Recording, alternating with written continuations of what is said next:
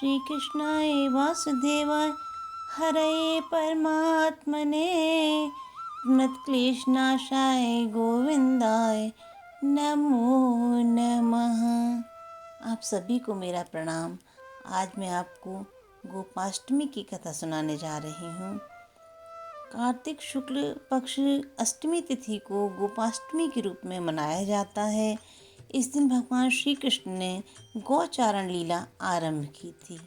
इस दिन बछड़े सहित गाय का पूजन करने का विधान है। इस दिन प्रातःकाल उठकर नित्य कर्म से निवृत्त होकर स्नान करते हैं। प्रातःकाल ही गौओं और उनके बछड़ों को भी स्नान कराया जाता है।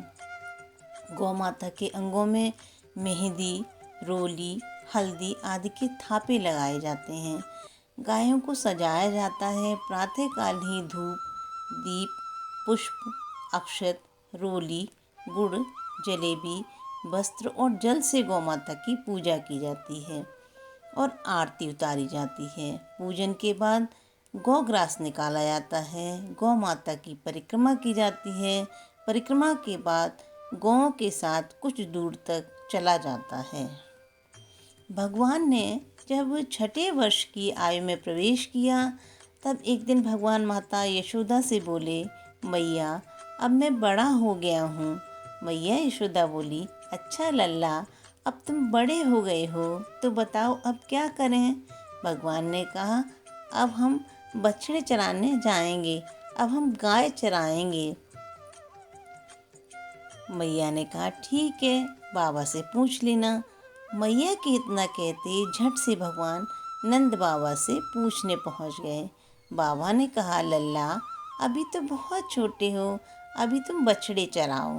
भगवान ने कहा, बाबा अब मैं बछड़े नहीं गाय ही चराऊंगा।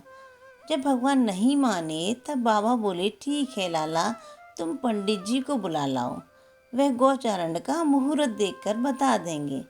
बाबा की बात सुनकर भगवान झट से पंडित जी के पास पहुँचे और बोले, पंडित जी आपको बाबा ने बुलाया है, गौचारण का मुहूर्त देखना है।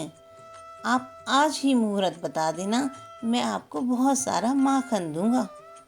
पंडित जी नंद बाबा के पास पहुँचे और बार बार पंचांग देखकर गणना करने लगे।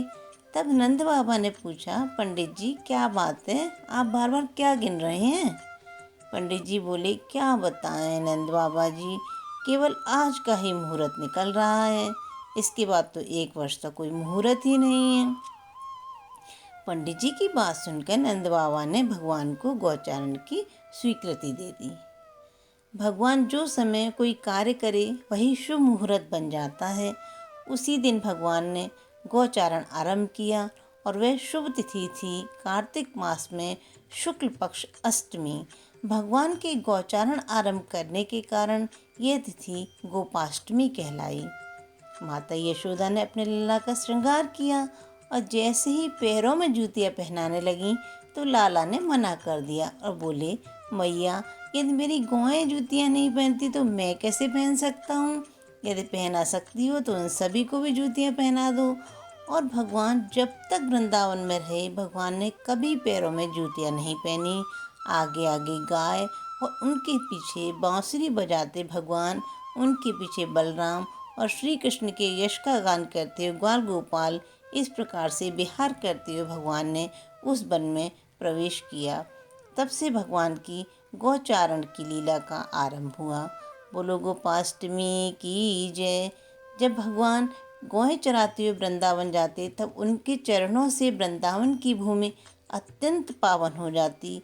वह वन गायों के लिए हरी भरी घास से युक्त एवं रंग बिरंगे पुष्पों की खान बन गया था। बोलो गोपाष्टमी की जय, गाय माता की जय।